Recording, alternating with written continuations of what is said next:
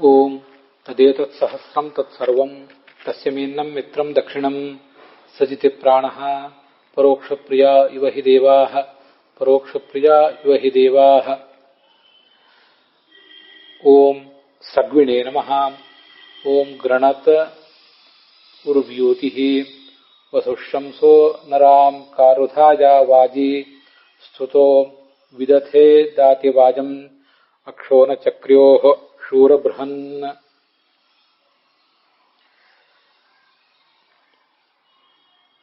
ಶ್ರೀ ಗುರುಭ್ಯೋ ನಮಃ. ಮಹಾಭಾರತದ ಅನುಶಾಸನ ಪರ್ವದ ವಿಷ್ಣು ಸಹಸ್ರನಾಮ ಸ್ತೋತ್ರದ 221ನೇ ಸೃಗ್ವಿ ಅನ್ನುವ ನಾಮ ಮತ್ತೆ ಅದಕ್ಕೆ ಸಂಬಂಧಿಸಿದಂತಹ ಬೃಹತಿ ಮಂತ್ರ, ಇದಿಷ್ಟನ್ನು ಕೂಡ ನಾವೀಗ ನೋಡ್ತಾ ಇದ್ದೀವಿ.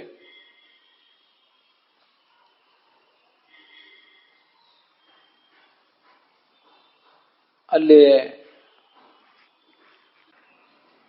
ಈ ಬೃಹತಿ ಮಂತ್ರಕ್ಕೆ ಮೂಲವಾದ ಋಗ್ವೇದದ 6ನೇ ಮಂಡಲದ 24ನೇ ಸೂಕ್ತದ ಏನು ಮಂತ್ರ ಇದೆ, ಆ ಮಂತ್ರದ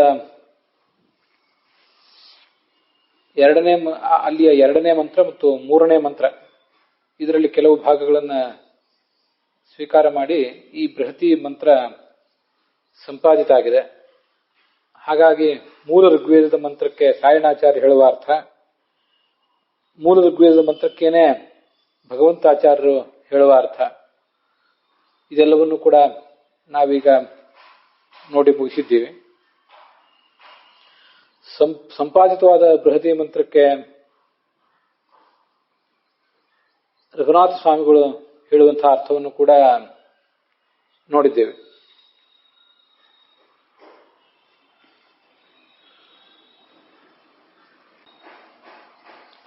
ಮುಂದೆ ನಾನು ಈ ಮಂತ್ರಕ್ಕೆ ಏನು ಅರ್ಥ ಹೇಳಬೇಕಾಗಿದೆ ಅಂತ ಅನ್ನೋದನ್ನ ಈಗ ನೋಡೋಣ. ಗೃಣತಃ ಅಂದ್ರೆ ಸ್ತುತಿಸುವಂತಹ ವ್ಯಕ್ತಿಗೆ, ತನ್ನನ್ನ ಭಗವಂತನನ್ನ ಸ್ತುತಿಸುವಂತಹ ಭಕ್ತನಿಗೆ, ಅದೆಲ್ಲ ಹಿಂದೆ ಹೇಳಿದ ಅರ್ಥ ಇದ್ದೇ ಇದೆ. ಉರ್ವ್ಯೂತಿ ವಿಸ್ತೃತ ರಕ್ಷಾ ಏನ ಸಹ, ವಿಸ್ತೃತವಾದ ರಕ್ಷಣೆಯನ್ನ ಕೊಡುವಂಥವನು, ಭಕ್ತನನ್ನ ರಕ್ಷಿಸುವವನು, ತನ್ನನ್ನು ಸ್ತುತಿಸಿದ ಭಕ್ತನನ್ನು ರಕ್ಷಿಸುವವನು ಅಂತ ಅದರ ತಾತ್ಪರ್ಯ. ಸಾಯಣಾಚಾರ್ಯರು ಮತ್ತೆ ರಘುನಾಥ ಸ್ವಾಮಿಗಳು ಹೇಳಿದ ಅರ್ಥ. ಉತ್ಕೃಷ್ಟಾಹ ಊತಯ ಕಾಮಾಹ ಏನ ಸಹ, ಭಗವಂತಾಚಾರ್ಯರು ಹೇಳಿದ ಅರ್ಥ. ತನ್ನನ್ನ ಸ್ತುತಿಸಿದ ಭಕ್ತನಿಗೆ ಎಲ್ಲ ಕಾಮನೆಗಳನ್ನು ಈಡೇರಿಸುವವನು, ಅವನ ಮನೋಭೀಷ್ಟವನ್ನ ಸುರಿಸುವವನು. ವಸುಹು ಅಂದ್ರೆ ವಾಸಯಿತ, ಜಗತ್ತೆಲ್ಲದಕ್ಕೂ ಕೂಡ ವಾಸವನ್ನ ಮಾಡಿಕೊಟ್ಟವನು. ಜಗತ್ತೆಲ್ಲವನ್ನು ಇರಗೊಟ್ಟವನು. ಜಗತ್ತು ತನ್ನ ಸ್ಥಾನದಲ್ಲಿ ಇರುವುದೇ ಇವನಿಂದಾಗಿ. ಸರ್ವ ನಿವಾಸಿ ಅಂತ ಭಗವಂತಾಚಾರ್ಯರು ಹೇಳ್ತಾರೆ. ನರಾಮ್ ಷಷ್ಠಿ ವಿಭಕ್ತಿ ಬಹುವಚನ, ಎಲ್ಲ ಜನರಿಗೂ ಕೂಡ ಶಂಸಃ ಪ್ರಶಂಸೆಗೆ ಪಾತ್ರನಾದವನು. ಹಿಂದಿನ 3 ಜನ ವ್ಯಾಖ್ಯಾನಕಾರರು ಹಾಗೆ ಅರ್ಥ ಹೇಳಿದ್ದಾರೆ, ಅದೇ ಅರ್ಥವನ್ನು ಇಟ್ಕೊಂಡಿದ್ದೀನಿ. ಉಪದೇಶಕಃ ಅನ್ನುವ ಒಂದು ಹೆಚ್ಚಿನ ಅರ್ಥವನ್ನ ಭಗವಂತಾಚಾರ್ಯ ಹೇಳ್ತಾರೆ. ಪ್ರಶಂಸೆಗೆ ಪಾತ್ರನೂ ಆಗಿದ್ದಾನೆ, ಮತ್ತೆ ಅವರಿಗೆ ಉಪದೇಶನೂ ಮಾಡ್ತಾನೆ. ಕಾರುಧಾಯ ಕಾರುಣಾಂ ತನ್ನನ್ನು ಸ್ತುತಿಸುವವರಿಗೆ, ಧಾಯ ಧಾರಯಿತ ಅವರಿಗೆ ರಕ್ಷಣೆ ಕೊಡುವವನು ಅಂತ ಹಿಂದೆ ಬಂತು. ಕಾಮನೆಗಳನ್ನು ಈಡೇರಿಸ್ತಾನೆ ಅಂತನೂ ಅರ್ಥ ನೋಡಿದೆವು. ಅವರನ್ನ ಎಲ್ಲ ರೀತಿಯಿಂದಲೂ ಪೋಷಿಸಿದ್ದಾನೆ, ಅಧ್ಯಾತ್ಮ ಮಾರ್ಗದಲ್ಲಿ ಅವರನ್ನು ಮುನ್ನಡೆಸಿದ್ದಾನೆ. ಸಾಯಣಾಚಾರ್ಯರು, ರಘುನಾಥ ಸ್ವಾಮಿಗಳು ಮತ್ತೆ ಭಗವಂತಾಚಾರ್ಯರು. ಧಾಯಾಹ ಅಂದ್ರೆ ಧಾರಯಿತ. ಸ್ತೋತೃಣಾಂ ಸೋಮಂ ಧಾಯಾಹ ಪಾತ, ಇದು ಭಗವಂತಾಚಾರ್ಯ ಹೇಳಿದಂಥ ಮತ್ತೊಂದು ಅರ್ಥ. ತನ್ನ ಸ್ತೋತ್ರ ಮಾಡುವವರು ತನಗೇನು ಸೋಮರಸವನ್ನು ಕೊಟ್ಟಿದ್ದಾರೆ ಅದನ್ನು ಪಾನ ಮಾಡುವವನು. ವಾಜಿ ತತ್ ಸಮರ್ಪಿತ ಹವಿರಾಜ್ಯನ್ನವಾನ್, ಭಕ್ತರು ತನಗೆ ಹವಿಸ್ಸು ಮೊದಲಾದವುಗಳನ್ನೇನು ಅಗ್ನಿಯ ಪ್ರತೀಕದಲ್ಲಿ ಅಥವಾ ಪ್ರತಿಮಾ ಪ್ರತೀಕದಲ್ಲಿ ಕೊಡ್ತಾರೆ, ಅದನ್ನು ಸ್ವೀಕಾರ ಮಾಡ್ತಾನೆ. ವಿದಥ ಅಂದ್ರೆ ಯಜ್ಞ. ಆ ಯಜ್ಞದಲ್ಲಿ ಸ್ತುತಃ ಸ್ತೋತ್ರ ಸ್ವೀಕಾರ ಮಾಡಿದ ಇಂದ್ರ ಅಂದ್ರೆ ಭಗವಂತ, ಸರ್ವೇಶ್ವರನಾದ ಭಗವಂತ, ಪರಮೇಶ್ವರನಾದ ಭಗವಂತ. ವಾಜಂ ಭೋಗಂ ದಾತಿ. ವಾಜ ಅಂದ್ರೆ ಭಕ್ತರು ಕೊಟ್ಟ ಅನ್ನಾದಿ ಭೋಗಗಳನ್ನು ತಾನು ಸ್ವೀಕಾರ ಮಾಡಿ ಅವರಿಗೂ ಕೂಡ ಭೋಗವನ್ನು ಕೊಡ್ತಾನೆ ಅಂತ ಅರ್ಥ. ಹೀಗೆ ಇಲ್ಲಿಯವರೆಗೆ ಭಗವಂತನನ್ನ ಆ ಭಗವಂತ ಹೀಗೆ ಮಾಡ್ತಾನೆ ಅಂತ ಅವನ ಬಗ್ಗೆ ಹೇಳಿದ ಮಾತಾಯಿತು. ಈಗ ಭಗವಂತನಿಗೆ ನೇರವಾಗಿ ಸಂಬೋಧಿಸಿ ಹೇಳಿದ ಮಾತು.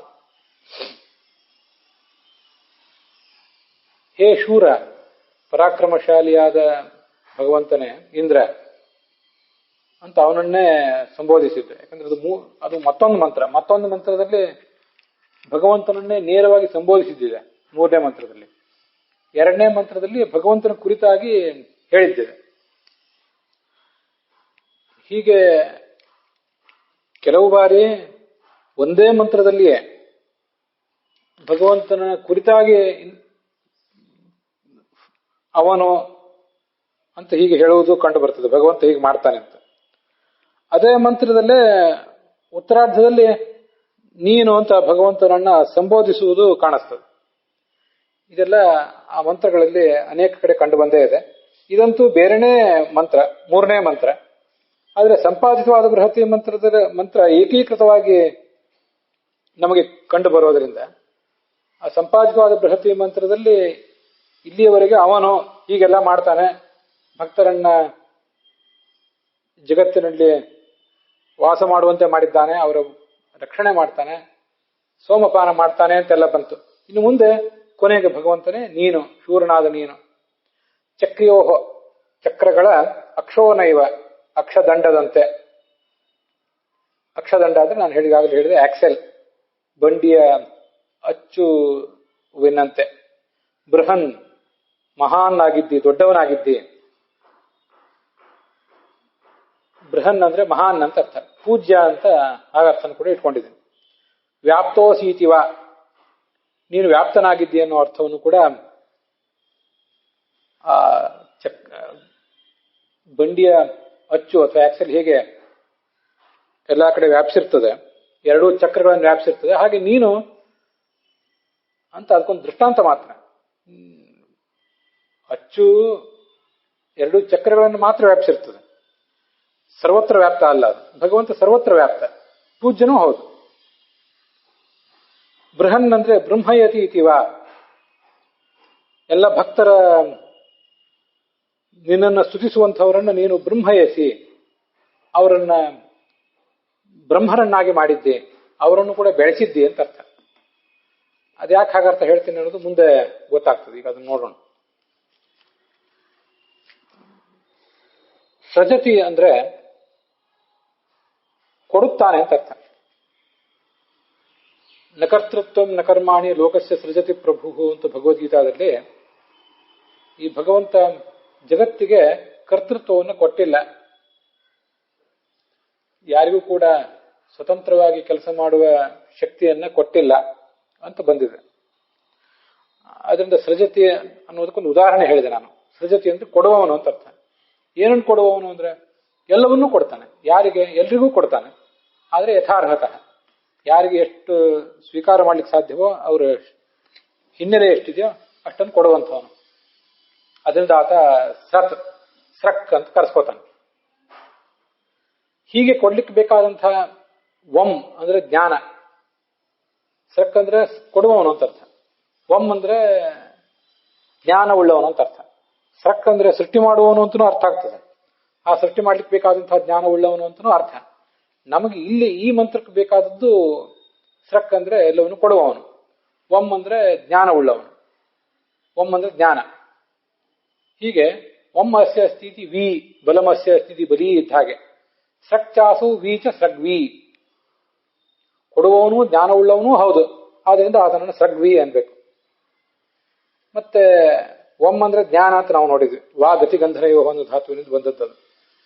ವಿ ಅಂತ ಮತ್ತೊಂದು ಧಾತು ಇದೆ, ವಿ ಗತಿ ವ್ಯಾಪ್ತಿ ಪ್ರಜನ ಕಾಂತಿ ಆಸನ ಖಾದನೇಶು ಅಂತ ಅದಾದಿಗಣದ ಒಂದು ಧಾತು ಇದೆ.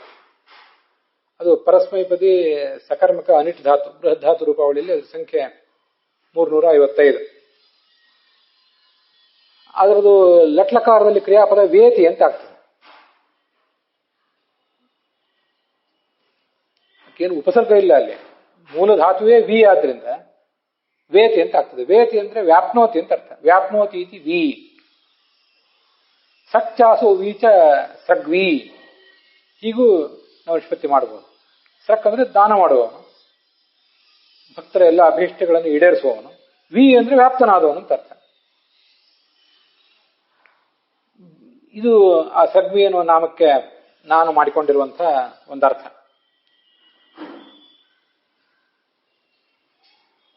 ಮತ್ತೆ ಬೃಹತಿ ಮಂತ್ರ ಈ ಸಗ್ವಿ ಎನ್ನುವ ನಾಮದ ಅರ್ಥವನ್ನು ಹೇಳ್ತದೆ. ಏನಂದ್ರೆ ಗೃಣತಃ ಉರ್ವಿಯೂತಿ ಅಂತ. ಗೃಣತಃ ಸ್ತೋತ್ರ ಮಾಡುವವನಿಗೆ ಉರ್ವಿಯೂತಿ, ಎಲ್ಲ ಅಪೇಕ್ಷೆಗಳನ್ನು ಈಡೇರಿಸುವವನು. ಮತ್ತೆ ವಸುಹು ನರಾಂ ಶಂಸಃ ಕಾರುಧಾಯ ವಾಜಂ ದದಾತಿ, ಇವೆಲ್ಲ ಪದಗುಚ್ಛಗಳಿಂದ, ಇವಿಷ್ಟು ಪದಗುಚ್ಛಗಳಿಂದಲೂ ಕೂಡ ಸೃಜತಿ ಅಂದ್ರೆ ದದಾತಿ, ಎಲ್ಲವನ್ನು ಎಲ್ಲರಿಗೂ ಅವರವರ ಯೋಗ್ಯತೆಗೆ ಅನುಗುಣವಾಗಿ ಕೊಡ್ತಾನೆ ಭಗವಂತ ಅನ್ನೋ ಅರ್ಥವನ್ನ ನಾವೇನು ಸಕ್ ಶಬ್ದದಿಂದ ಮಾಡ್ಕೊಂಡಿದ್ದೀವಿ, ಅದೇ ಅರ್ಥವನ್ನ ಗೃಣತ ಉರ್ವ್ಯೂತಿ ವಸುಹು, ಯಾರಿಗೆ ವಾಸ ಸ್ಥಳ ಬೇಕೋ ಅವರಿಗೆ ವಾಸ ಕೊಡ್ತಾನೆ, ಮತ್ತೆ ಯಾರಿಗೆ ಧನ ಬೇಕೋ ಅವ್ರಿಗೆ ಧನ ಕೊಡ್ತಾನೆ, ಯಾರಿಗೆ ಜ್ಞಾನ ಬೇಕೋ ಅವ್ರಿಗೆ ಜ್ಞಾನವನ್ನೇ ಕೊಡ್ತಾನೆ. ಶಂಸಃ ಅಂದ್ರೆ ಉಪದೇಶಕ ಅಂತನೂ ಅರ್ಥ ಇದೆ. ಕಾರುಧಾಯ, ಯಾರಿಗೆ ಪೋಷಣೆ ಬೇಕೋ ಅವ್ರಿಗೆ ಪೋಷಣೆ ಕೊಡ್ತಾನೆ, ಹೊಟ್ಟೆಗೆ ಅನ್ನ ಬೇಕಾದ್ರೆ ಹೊಟ್ಟೆಗೆ ಅನ್ನ ಕೊಡ್ತಾನೆ ಅಂತ ಹೀಗದರ ತಾತ್ಪರ್ಯ ಆಗ್ತದೆ. ಹೀಗೆ ಸಕ್ ಶಬ್ದದ ಅರ್ಥವನ್ನು ಎಲ್ಲವನ್ನೂ ಕೂಡ ಬೃಹತಿ ಮಂತ್ರ ಇದು ಒಂದೇ ಶಬ್ದ ಪದಗುಚ್ಛದಿಂದ ಅಲ್ಲ. ಗೃಣತ ಉರ್ವಿಯೂತಿ ಅಂತ ಒಂದು ಪದಗುಚ್ಛ, ವಸುಹು ಅಂತ ಮತ್ತೊಂದು, ನರಾಂ ಶಂಸಃ ಅಂತ ಮತ್ತೊಂದು, ಕಾರುಧಾಯ ಅಂತ ಮತ್ತೊಂದು, ವಾಜಂ ದಾತಿ ಅಂತ ಮತ್ತೊಂದು, ಇವಿಷ್ಟು ಪದಗುಚ್ಛಗಳಿಂದ ವರ್ಣನೆ ಮಾಡ್ತದೆ. ಇದು ಆ ಬೃಹತಿ ಮಂತ್ರಕ್ಕೂ ಮತ್ತೆ ಸೃಗ್ವೇನು ನಾಮಕ್ಕೂ ಇರುವ ಅರ್ಥ. ಅಲ್ಲಿ ಸಕ್ ಅನ್ನೋ ನಾಮದ ಅರ್ಥ ಹೇಳಿದ್ವಿ. ಈಗ ವಿ ಅನ್ನೋ ನಾಮದ ಅರ್ಥವನ್ನು ಈಗ ನೋಡ್ಬೇಕು. ವಿ ಅನ್ನೋ ಶಬ್ದಕ್ಕೆ ವ್ಯಾಪ್ತ ಅಂತನೂ ಅರ್ಥ ಇರೋದು ನಾವು ನೋಡಿದ್ವಲ್ಲ. ವೇತೀತಿ ವಿ, ಕರೋತೀತಿ ಕಾರಿ ಅಂತ ಹೀಗೆಲ್ಲ ಅರ್ಥ ಏನಾಗ್ತದಲ್ಲ, ಹಾಗೆ ವೇತೀತಿ ವಿ. ಅದರಿಂದ ವಿ ಅಂದ್ರೆ ವ್ಯಾಪ್ತನಾದವನು ಅಂತ ಅರ್ಥ. ವ್ಯಾಪ್ತ ಆದವನು ಅಂತೇನು ವಿ ಶಬ್ದದಿಂದ ಅರ್ಥ ಬಂದಿದೆ. ಅದನ್ನು ಬೃಹತಿ ಮಂತ್ರ ಎಲ್ಲಿ ಹೇಳಿದೆ ಅಂದ್ರೆ ಚಕ್ರ್ಯೋಹೋ ಅಕ್ಷೋನ ಬೃಹನ್ ಅನ್ನೋ ಶಬ್ದದಿಂದ ಹೇಳಿದೆ. ಚಕ್ರಗಳ ಎರಡು ಗಾಲಿಗಳ ಒಂದು ಅಚ್ಚು ಮರ ಹೇಗೆ ಬೃಹನ್ನಾಗಿದೆಯೋ, ಮಹತ್ತಾಗಿದೆಯೋ, ಹಾಗೆ ಭಗವಂತನು ಕೂಡ ಮಹತ್ತಾಗಿದ್ದಾನೆ ಅನ್ನುವ ಈ ಪದಗುಚ್ಛದಿಂದ ವಿ ಎಂಬ ಶಬ್ದದ ಅರ್ಥವನ್ನ ಬೃಹತಿ ಮಂತ್ರ ಹೇಳಿದೆ. ಇದು ಕೂಡ ನಾನು ಮಾಡ್ಕೊಂಡಿರುವಂತಹ ಒಂದು ಅನುಸಂಧಾನ. ಮತ್ತೆ ವಸುಹು ಅನ್ನೋ ಶಬ್ದಕ್ಕೆ ಇನ್ನೊಬ್ಬರಿಗೆ ವಾಸವನ್ನು ಮಾಡಿಕೊಟ್ಟವನು ಅಂತ ಒಂದು ಅರ್ಥ. ಸರ್ವನಿವಾಸಿ, ಎಲ್ಲಾ ಕಡೆ ತಾನು ಇರುವಂತವನು, ತಾನು ಸರ್ವನಿವಾಸಿ ಅನ್ನೋ ಅರ್ಥವನ್ನ ಭಗವಂತಾಚಾರ್ಯ ಹೇಳಿದಾರಲ್ಲ, ಅದು ವಸು ಎಂಬ ಶಬ್ದಕ್ಕೆ ಅರ್ಥ ಇದೆ. ವಿ ಎಂಬ ಶಬ್ದ ಅದನ್ನೇ ಹೇಳ್ತದೆ. ಹೀಗೆ ಅವೆರಡಕ್ಕೂ ಸಂಬಂಧ ಇದೆ. ಈ ಚಕ್ರಿಯೋಹ ಅಕ್ಷೋನ ಬೃಹನ್ ಅಂತ ಏನ್ ಬಂತಲ್ಲ, ಅದಕ್ಕೆ ನನಗೊಂದು ಅರ್ಥ ಹೀಗೆ ಕಾಣಿಸ್ತು. ಅಕ್ಷೋನ ಚಕ್ರಿಯೋಹೋ ಬೃಹನ್ ಅಂತ ಅನ್ನೋದಕ್ಕೆ ಎರಡು ಚಕ್ರಗಳ ಗಾಲಿಗಳ ನಡುವಿನ ಅಂತರ 5 ಅಡಿ ಇದ್ರೆ ಅದ್ರ ಅಕ್ಷ ಅದಕ್ಕಿಂತ 5.5 ಅಡಿ ಇರಬೇಕು, 6 ಅಡಿ ಇರಬೇಕು. ಅದನ್ನ ಆ ಕಡೆ ಈ ಕಡೆ 2 ಅಗಳಿಗಳಿಂದ ಬಂಧಿಸಿರ್ತಾರೆ ಅನ್ನೋದನ್ನೆಲ್ಲ ನಾವು ನೋಡಿದ್ದೇವೆ. ಅಲ್ಲಿ ಬೃಹನ್ ಅಂದ್ರೆ ದೊಡ್ಡದು, ಚಕ್ರಗಳಿಗಿಂತಲೂ ಅದು ದೊಡ್ಡದು, ಯಾವುದು ಅಕ್ಷ ಅಂತ. ಬೃಹನ್ ಅಂತ ಅನ್ನೋದಕ್ಕೆ ದೊಡ್ಡದು ಅಂತ ಒಂದರ್ಥ, ಮಹಾನ್ ಅಂತ ಒಂದರ್ಥ, ವ್ಯಾಪ್ತ ಇನ್ನೂ ಹೆಚ್ಚಿನ ಪರಿಮಾಣ ಉಳ್ಳದ್ದು, ಚಕ್ರಗಳಿಗಿಂತ ಹೆಚ್ಚಿನ ಪರಿಮಾಣ ಉಳ್ಳದ್ದು ಅಂತ ಮತ್ತೊಂದರ್ಥ. ಮತ್ತೆ ಇನ್ನೊಂದರ್ಥ ನನಗೆ ಕಾಣಿಸ್ತದೆ. ಅದನ್ನೇ ಅಲ್ಲಿ ಹಿಂದೆ ನನ್ನ ಅನ್ವಯಾರ್ಥದಲ್ಲಿ ಬೃಹನ್ ಬ್ರಹ್ಮಯಸಿ ಇತಿವಾ, ಬ್ರಹ್ಮಯಸಿ ಅಂತ ಅರ್ಥ ಬರೆದಿದ್ದೇನೆ. ಆ ಬ್ರಹ್ಮಯಸಿ ಅಂದ್ರೆ ಏನು ಅನ್ನೋದನ್ನು ಕೂಡ ಮುಂದೆ ಭಾವಾರ್ಥದಲ್ಲಿ ಹೇಳ್ತೇನೆ. ಈ ಭಗವಂತ ಸರ್ವಾಧಾರ ಆಗಿದ್ದಾನೆ ಅಂತ ಒಂದು ಅರ್ಥ ಹೇಳಿದೆ. ಬೃಹನ್ ಅಂದ್ರೆ ಮಹಾನ್, ಅರ್ಥಾತ್ ಸರ್ವಾಧಾರ ಅಂತ ಅನ್ವಯಾರ್ಥದಲ್ಲಿ ಹೇಳಿದೆ. ಆ ಸರ್ವಾಧಾರ ಅನ್ನೋದನ್ನೇ ನಾವು ಎಲ್ಲಿ ತಿಳ್ಕೋಬಹುದು, ಹೇಗೆ ಆ ದೃಷ್ಟಾಂತದಿಂದ ತಿಳ್ಕೋಬಹುದು ಅಂದ್ರೆ, ಈ ಅಕ್ಷದಂಡ ಅಥವಾ ಆಕ್ಸೆಲ್ ಅನ್ನೋದು ಚಕ್ರಗಳಿಗೆ ಆಧಾರವಾಗಿರ್ತದೆ. ಆ ಮೂಲಕ ಇಡೀ ರಥಕ್ಕೆ ಅದು ಆಧಾರವಾಗಿರ್ತದೆ. ಹಾಗೆ ಈ ಭಗವಂತ ಇಡೀ ಜಗತ್ತಿಗೂ ಕೂಡ ಆಧಾರವಾಗಿದ್ದಾನೆ. ಇದೊಂದು ದೃಷ್ಟಾಂತ, ತುಂಬಾ ಸುಂದರವಾದ ದೃಷ್ಟಾಂತ ಇದು. ಮೈ ಸರ್ವಮಿದಂ ಪ್ರೋತಂ ಸೂತ್ರೇ ಮಣಿಗಣ ಇವ ಅಂತ ಭಗವದ್ಗೀತಾದಲ್ಲಿ ಕೃಷ್ಣ ಹೇಳ್ತಾನೆ. ನಾನು ಇಡೀ ಜಗತ್ತಿಗೂ ಕೂಡ ಆಧಾರ ಆಗಿದ್ದೇನೆ. ಇಡೀ ಜಗತ್ತು ನನ್ನಲ್ಲಿ ಓತಪ್ರೋತವಾಗಿದೆ. ಹೇಗೆಂದ್ರೆ ಸೂತ್ರೇ ಮಣಿಗಣಾಹ ಇವ, ಮಣಿಗಳ ಸಮೂಹ ಅನ್ನೋದು ಅನೇಕ ಮಣಿಗಳು, ಅವೆಲ್ಲವೂ ಕೂಡ ಸೂತ್ರದಲ್ಲಿ ಓತಪ್ರೋತ ಆಗಿರ್ತವೆ. ಒಂದು ಸೂತ್ರದಲ್ಲಿ, ಒಂದು ಹಗ್ಗದಲ್ಲಿ, ಒಂದು ದಾರದಲ್ಲಿ ಅವನ್ನೆಲ್ಲ ಪೋಣಿಸಿಟ್ಟಿರ್ತಾರೆ. ಆವಾಗಲೇ ಅದು ಮಾಲೆಯ ರೂಪದಲ್ಲಿ ನಮಗೆ ಧರಿಸಲಿಕ್ಕೆ ಅನುಕೂಲ ಆಗ್ತದೆ. ಆ ಸೂತ್ರ ಒಂದು ಇಲ್ಲದೆ ಹೋದ್ರೆ, ದಾರ ಒಂದು ಇಲ್ಲದೆ ಹೋದ್ರೆ ಮಣಿಗಳೆಲ್ಲ ಕೆಳಗಡೆ ಬಿದ್ದು ಚೆಲ್ಲಾಪಿಲ್ಲಿ ಆಗಿಬಿಡ್ತವೆ. ಇದು ನಮ್ಗೆ ಗೊತ್ತಿದೆ. ಅದನ್ನ ಯಾರು ಮಾಲೆ ಅಂತ ಅನ್ನೋದಿಲ್ಲ, ಅದನ್ನ ಹಾಕೊಳ್ಳಿಕ್ಕೂ ಆಗೋದಿಲ್ಲ. ಅದರಿಂದ ಸೂತ್ರ ಅನ್ನುವುದು ಆ ಎಲ್ಲಾ ಮಣಿಗಳನ್ನು ಹಿಡಿದಿಟ್ಟಿರುವಂತಹ ಸೂತ್ರ ಅದು. ಹಾಗೆ ಭಗವಂತನು ಕೂಡ ಈ ಜಗತ್ತೆಲ್ಲವನ್ನು ಹಿಡಿದಿಟ್ಟಿರುವ ಸೂತ್ರ. ಯಾವ್ದ್ಯಾವ್ದು ಎಲ್ಲೆಲ್ಲಿ ಇರಬೇಕೋ ಅಲ್ಲಲ್ಲಿ ಇರುವಂತೆ ಮಾಡಿದ ಸೂತ್ರ ಅವನು. ಹಾಗೆ ಮೈ ಸರ್ವಮಿದಂ ಪ್ರೋತಂ ಸೂತ್ರೇ ಮಣಿಗಣಾಹ ಇವ ಅನ್ನುವ ಹೋಲಿಕೆಯಂತೆ ಇದು ಒಂದು ಹೋಲಿಕೆ ನಾವೀಗಿಲ್ಲಿ ನೋಡ್ತಾ ಇರೋದು ಕೂಡ. ಈ ಎರಡೂ ಚಕ್ರಗಳು ಕೂಡ ಹೇಗೆ ಆ ಅಕ್ಷದಂಡದಲ್ಲಿ ಓತಪ್ರೋತವಾಗಿರ್ತಾವ, ಎಕ್ಸೆಲ್ನಲ್ಲಿ ಓತಪ್ರೋತವಾಗಿರ್ತಾವ, ಹಾಗೆ ಇಡೀ ಜಗತ್ತೆಲ್ಲವೂ ಕೂಡ ನನ್ನಲ್ಲಿ ಓತಪ್ರೋತವಾಗಿದೆ. ಆ ಥರ ನಾನು ಬೃಹನ್, ಮಹಾನ್ ಆಗಿದ್ದೇನೆ, ಸರ್ವತ್ರ ವ್ಯಾಪ್ತನಾಗಿದ್ದೇನೆ, ಸರ್ವಾಧಾರನಾಗಿದ್ದೇನೆ ಅಂತ ಅದಕ್ಕೆ ವ್ಯಾಖ್ಯಾನ ಮಾಡ್ಕೊಂಡಿದ್ದೇನೆ.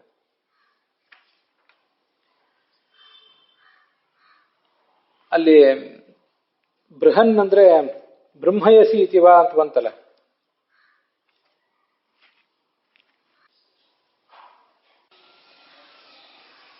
ಅದಕ್ಕೆ ಏನರ್ಥ, ಯಾಕೆ ಹಾಗೆ ಬರೆದಿದ್ದೀನಿ ಅಂತ ಅನ್ನೋದನ್ನ ನಾನು ಭಾವಾರ್ಥದಲ್ಲಿ ಹೇಳ್ತೇನೆ. ಈ ಭಗವಂತ ತನ್ನನ್ನು ಸ್ತುತಿಸುವವರಿಗೆ ಎಲ್ಲ ರೀತಿಯ ರಕ್ಷಣೆಯನ್ನು ನೀಡುತ್ತಾನೆ, ಕಾಮನೆಗಳನ್ನು ಈಡೇರಿಸ್ತಾನೆ. ತಾನು ಎಲ್ಲರೊಳಗಿದ್ದು ಎಲ್ಲರಿಗೂ ಈ ಜಗದಲ್ಲಿ ವಾಸವನ್ನು ಕಲ್ಪಿಸಿಕೊಟ್ಟಿದ್ದಾನೆ.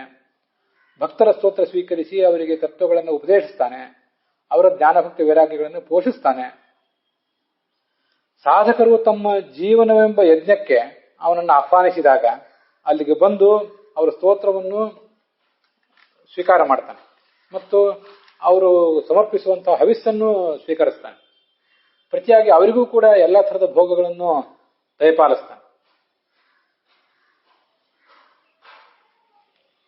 ದಾರ ಒಂದು ಮಣಿಮಾಲೆಗೆ ಹೇಗೆ ಆಧಾರವಾಗಿದೆ, ಮತ್ತೆ ಒಂದು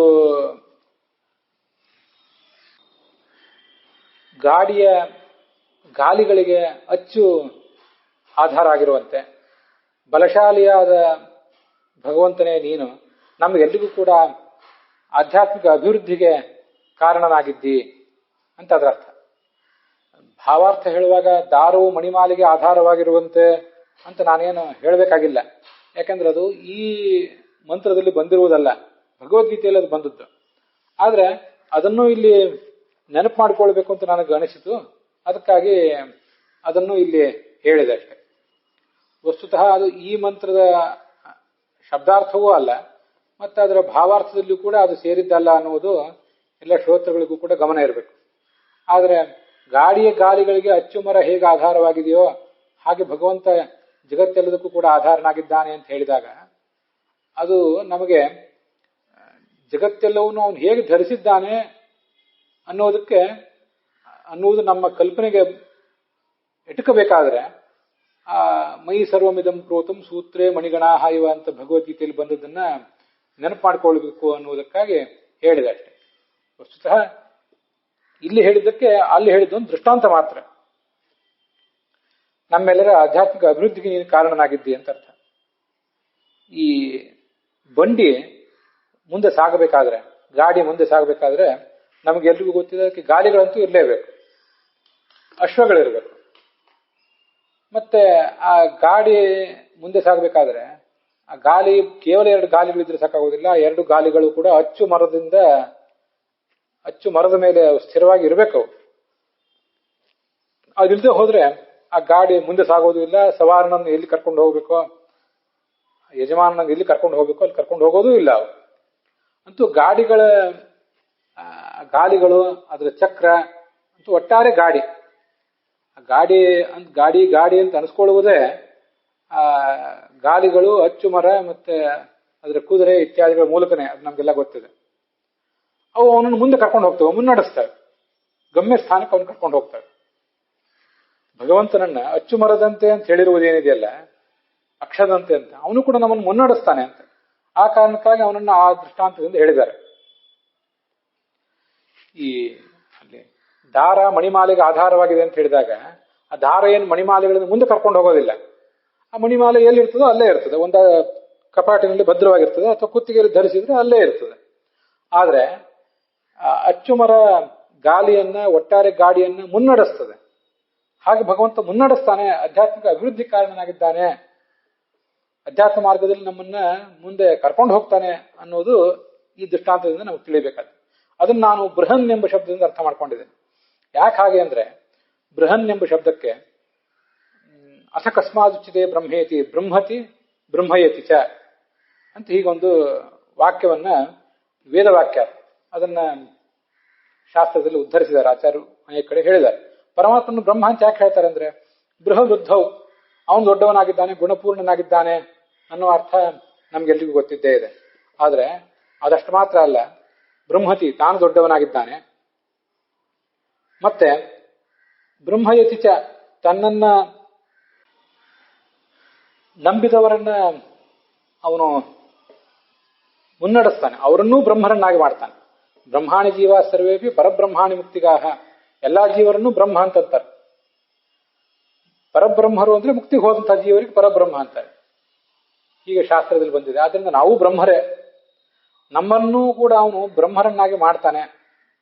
ಆ ಕಾರಣಕ್ಕಾಗಿ ಅವನನ್ನು ಬ್ರಹ್ಮ ಅಂತ ಕರೀತಾರೆ. ಹೀಗೆ ಅಚ್ಚುಮರ, ಅದನ್ನು ಆಧರಿಸಿರುವ ಗಾಲಿಗಳು, ಅದರ ಮೇಲೆ ನಿಂತಿರುವ ಗಾಡಿ ನಮ್ಮನ್ನು ಹೇಗೆ ಮುಂದುವರಿಸ್ತದೆ, ನಮ್ಮ ಗಮ್ಯ ಸ್ಥಾನಕ್ಕೆ ನಮ್ಮನ್ನು ಕರ್ಕೊಂಡು ಹೋಗ್ತದೆ, ಅದರಂತೆ ಭಗವಂತನೂ ಕೂಡ ಅಂತ. ಅದಕ್ಕಾಗಿ ಅವನನ್ನು ಬೃಹನ್ ಅನ್ನೋ ಶಬ್ದದಿಂದ ಹೇಳಿದ್ದಾರೆ. ಅಲ್ಲಿ ಬೃಹನ್ ಅಂದ್ರು ಬ್ರಹ್ಮ ಅಂದ್ರು ಒಂದೇ ಧಾತುವಿನಿಂದಲೇ ಬಂದದ್ದು.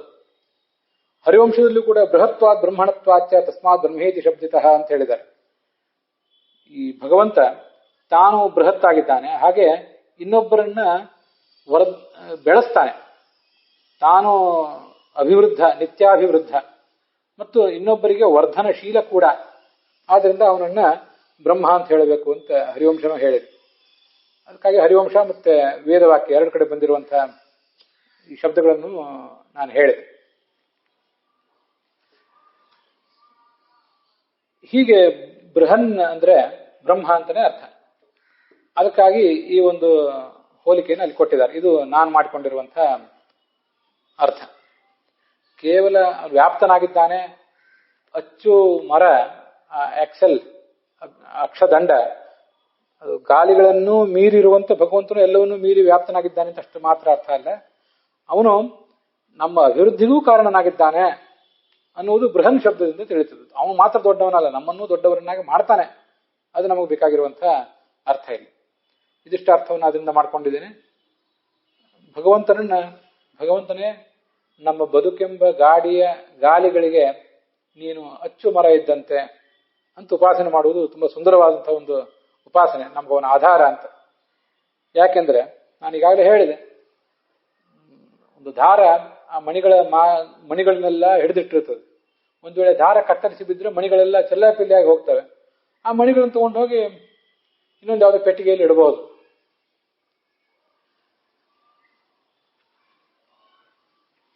ಮತ್ತೆ ಈ ನಡುವಿನ ಅಕ್ಷದಂಡವೇ ಎಕ್ಸೆಲ್ ಅದೇ ಕತ್ತರಿಸಿ ಬಿದ್ದರೆ ಆ ಅಕ್ಷಗಳು ಕೂಡ, ಆ ಕಡೆ ಈ ಕಡೆ ಇರುವಂತಹ ಚಕ್ರಗಳು ಕೂಡ ಅಸ್ತವ್ಯಸ್ತ ಆಗಿ ಹೋಗ್ತವೆ.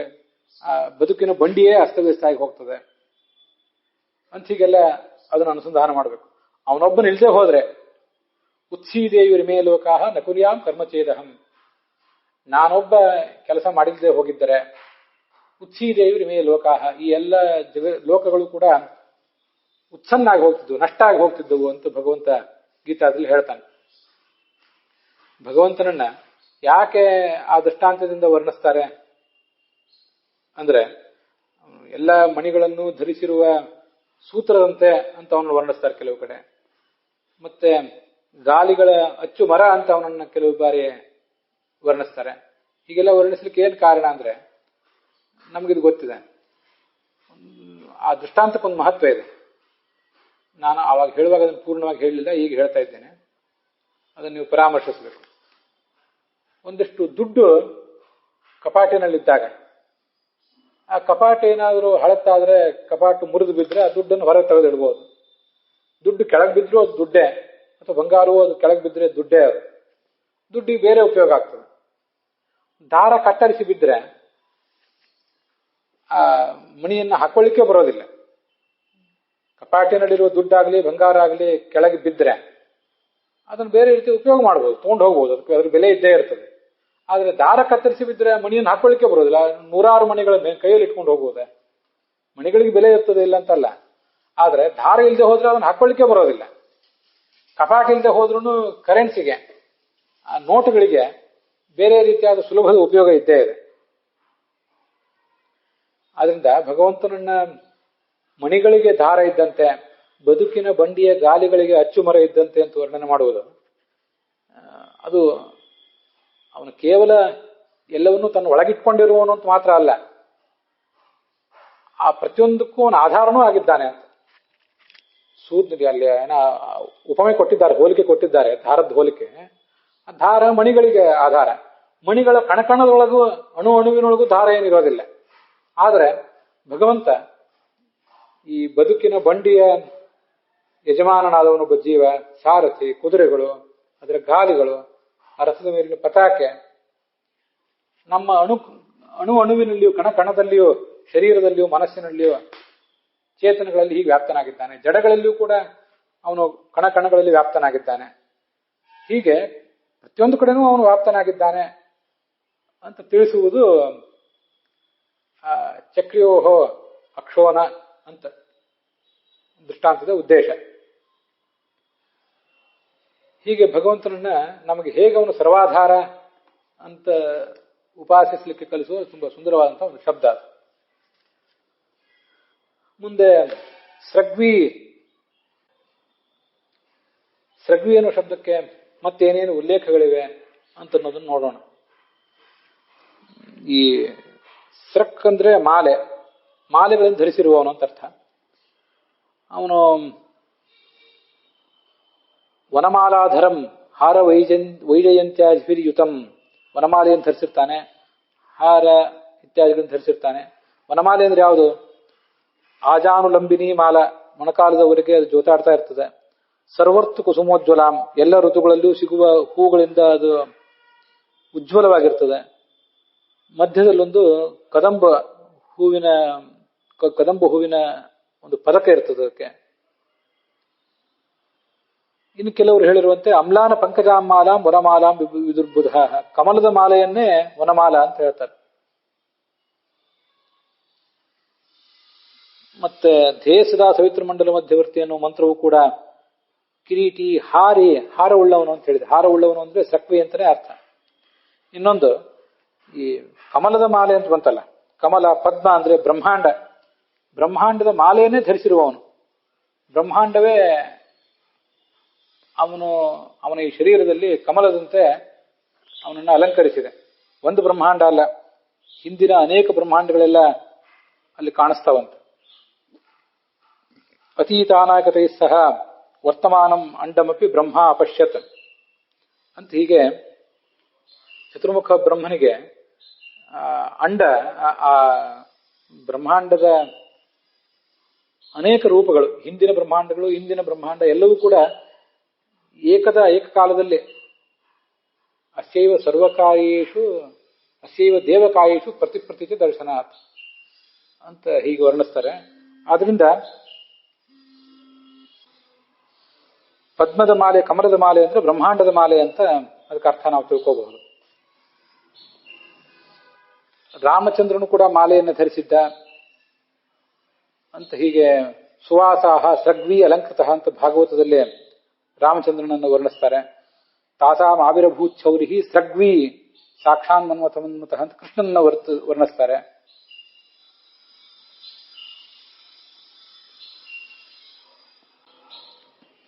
ನಮಃ ಪಂಕಜನಾಭಾಯ ನಮಃ ಪಂಕಜಮಾಲಿನೇ ಅಂತ ಕೃಷ್ಣನ ಸ್ತೋತ್ರವೂ ಕೂಡ ಭಾಗವತದಲ್ಲಿ ಕಂಡು ಬರ್ತದೆ. ಅವನು ಕಮಲನಾಭ, ಕಮಲದ ಮಾನೆ ಉಳ್ಳವನು, ಹೀಗೆ ಎಲ್ಲ ರೀತಿಯಿಂದಲೂ ಅವನು ಸಗ್ವಿ. ಸಗ್ರಿ ರಾಘವೇಂದ್ರಾಚಾರ್ಯ ಪುಸ್ತಕದಲ್ಲಿ ಅದನ್ನು ಬೇರೆ ಬೇರೆ ರೀತಿ ಹೇಳ್ತಾರೆ. ಸುಖಕ್ಕೆ ಕಾರಣವಾದ ವೇದಾದಿ ಶಾಸ್ತ್ರಗಳಿಂದ ಪ್ರತಿಪಾದ್ಯ ಅಂತ ಒಂದು ಅರ್ಥ ಹೇಳಿದ್ದಾರೆ ಅವರು. ಸೃಜತಿ ಸುಖಮಿತಿ ಸಕ್ ಸುಖಜನಕಂ. ನಮಗೆ ಸುಖವನ್ನು ಕೊಡುವಂಥದ್ದು ವೇದಾದಿ ಶಾಸ್ತ್ರ. ಸಕ್ ವಂ ಅಂದ್ರೆ ವೇದಾದಿ ಶಾಸ್ತ್ರಗಳು. ನಮಗೆಲ್ಲರಿಗೂ ಸುಖವನ್ನು ಕೊಡುವಂತಹ ವೇದಾದಿ ಶಾಸ್ತ್ರ ಅಂತ ಅನ್ನೋದು ಈ ಭಗವಂತನಲ್ಲಿದೆ, ಅವನನ್ನು ಪ್ರತಿಪಾದಿಸ್ತಾ ಇದೆ. ಅದಕ್ಕಾಗಿ ಅವನು ಸಗ್ವಿ ಅಂತ ಹೇಳ್ತಾರೆ. ಅಂದ್ರೆ ತೀರ್ಥಶಾಸ್ತ್ರ ಅಂತ ಅರ್ಥ. ಸುಖ ಸಾಧನಮೇವೈಕಂ ನೃಣಾಂ ವೇದ ಪ್ರದರ್ಶಯೇತ್. ಬ್ರಹ್ಮಪುರಾಣ ಹೇಳ್ತದೆ, ವೇದ ನಮಗೆ ಸುಖಕ್ಕೆ ಕಾರಣವಾದ ಮಾರ್ಗವನ್ನು ತೋರಿಸ್ತದಂತೆ.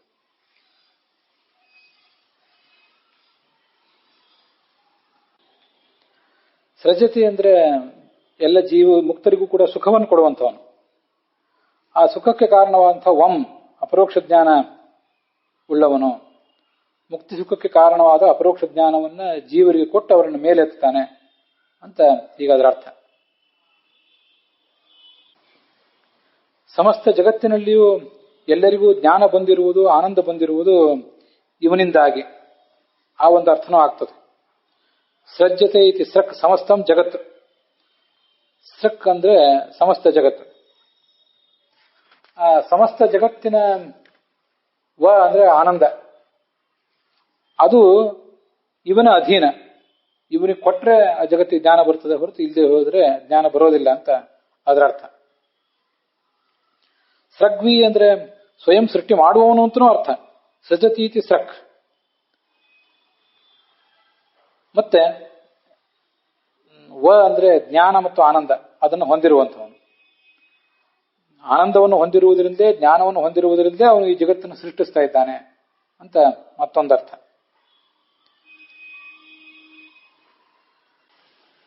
ಸೃಷ್ಟ್ಯಾಧಿಕಂ ಹರಿರ್ನೈವ ಪ್ರಯೋಜನಮಪೇಕ್ಷಿತು ಕುರುತೆ ಕೇವಲಾನಂದ ಯಥೋನ್ಮತ್ತಸ್ಯ ನರ್ತನಂ ಅಂತ. ಯಾವುದೇ ಪ್ರಯೋಜನದ ಉದ್ದೇಶ ಇಟ್ಕೊಂಡು ಭಗವಂತ ಈ ಕೆಲಸಗಳನ್ನು ಮಾಡ್ತಾ ಇಲ್ಲ. ಅವನು ಮಾಡುವುದು ಕೇವಲ ಆನಂದೋದ್ರೇಕದಿಂದ ಈ ಜಗತ್ತನ್ನು ಸೃಷ್ಟಿಸ್ತಾ ಇದ್ದಾನೆ ಅಂತ ಬ್ರಹ್ಮಸೂತ್ರ ಭಾಷ್ಯದಲ್ಲಿ ಆಚಾರ್ಯರು ಒಂದು ಪ್ರಮಾಣವನ್ನ ಉದ್ಧರಿಸಿದ್ದಾರೆ. ಇದು ಆ ಭಗವಂತನ ಮಹಿಮೆಯನ್ನು ಹೇಳುವಂತಹ ಒಂದು ಶಬ್ದ ಈ ರೀತಿಯಾಗಿ. ಮತ್ತೆ ಸೃಗ್ವಿ ಅನ್ನೋದಕ್ಕೆ ಇನ್ನು ಬೇರೆ ಬೇರೆಯವರು ಏನೇನು ಉಲ್ಲೇಖಗಳನ್ನು ಹೇಳ್ತಾರೆ ಅಂತ ಅನ್ನೋದನ್ನು ನೋಡೋಣ. ಸೃಗ್ವಿ ಅನ್ನೋ ಶಬ್ದಕ್ಕೆ ಲಕ್ಷಾಲಂಕಾರದಲ್ಲಿ ಯಾವುದೇ ಅರ್ಥವನ್ನು ಹೇಳಿಲ್ಲ. ಅನಿಮಿಷ ಆದ್ಮೇಲೆ ಮುಂದೆ ಅವ್ರು ಹೇಳಿರುವುದು ನ್ಯಾಯ ಅನ್ನೋ ಶಬ್ದಕ್ಕೆ ಅರ್ಥವನ್ನು ಮಾತ್ರ. ಮುಂದೆ ಶಾಂಕರ ಭಾಷ್ಯದಲ್ಲಿ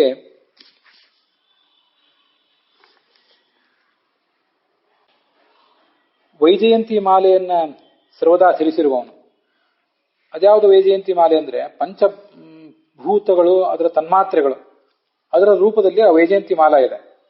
ಪಂಚಮಹಾಭೂತಗಳೆಲ್ಲ ಪೃಥ್ವಿ, ಅಪ್ಪು, ತೀರಿಸು, ವಾಯು, ಆಕಾಶ ಅನ್ನುವ ಮಹಾಭೂತಗಳು, ಮತ್ತೆ ಅವುಗಳ ತನ್ಮಾತ್ರೆಗಳು, ರೂಪ, ರಸ, ಗಂಧ, ಸ್ಪರ್ಶ ಅನ್ನುವಂಥ ತನ್ಮಾತ್ರೆಗಳು ಈ ಭಗವಂತನ ಶರೀರವನ್ನು ಮಾಲೆಯಂತೆ ಅಲಂಕರಿಸಿವೆ ಅಂತ ಅರ್ಥ ಆಗ್ತದೆ. ಪರಾಶರ ಭಟ್ರ ವ್ಯಾಖ್ಯಾನದಂತೆ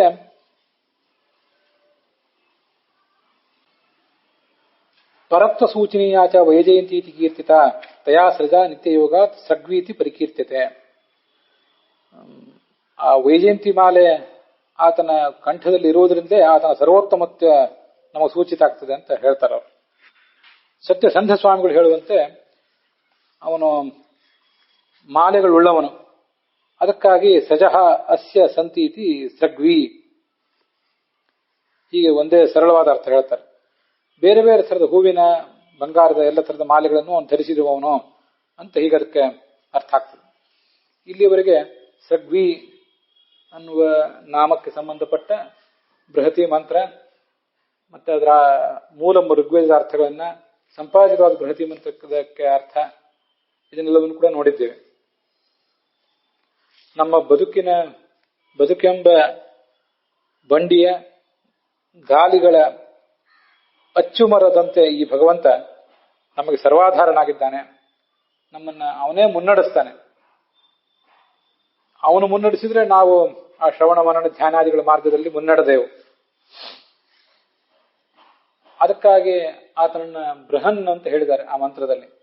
ನೀನು ದೊಡ್ಡವನು, ನಮ್ಮನ್ನು ದೊಡ್ಡವರನ್ನಾಗಿ ಮಾಡ್ತಿ, ನಮ್ಮಲ್ಲಿರುವ ಅಲ್ಪತನವನ್ನೆಲ್ಲ ಕಳೆದು ಮಹತ್ವವನ್ನು ನಮ್ಮಲ್ಲಿ ತುಂಬುತ್ತಿ ಅಂತ ಹೀಗಾದ್ರ ಅರ್ಥ.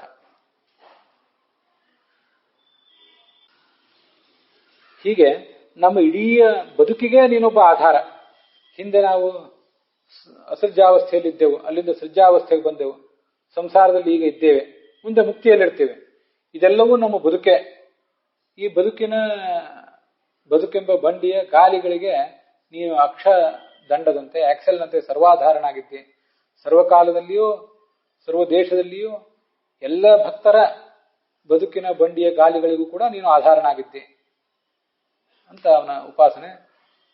ಭಗವಂತನ ಸರ್ವಾಧಾರತ್ವವನ್ನು, ಅವನ ಮಹತ್ವವನ್ನು ನಾವು ಮನಗಾಣಲಿಕ್ಕೆ ಇರುವಂತಹ ಒಂದು ತುಂಬಾ ಸುಂದರವಾದಂತಹ ಮಂತ್ರ ಅದು. ಸೃಗ್ವಿ ಅನ್ನೋದರಿಂದಲೇ ಆ ಚಕ್ರ, ಅದರ ಅಕ್ಷದಂಡ ಇತ್ಯಾದಿಗಳು ನಮಗೆ ಕಲ್ಪನೆಗೆ ಬರೋದಿಲ್ಲ. ಆದರೆ ಆ ಮಂತ್ರವನ್ನ ನಾವು ಒಂದು ಬಾರಿ ನೆನಪು ಮಾಡ್ಕೊಳ್ಬೇಕು ಸೃಗ್ವಿ ಅಂತ ಹೇಳುವಾಗ. ಅದರೊಂದಿಗೆ ಈ ಮಹತ್ವದ ನಾಮದ ಅದಕ್ಕೆ ಸಂಬಂಧಪಟ್ಟ ಬೃಹತಿ ಮಂತ್ರದ ವ್ಯಾಖ್ಯಾನವು ಕೂಡ ಸಮಾಪ್ತವಾಗಿದೆ.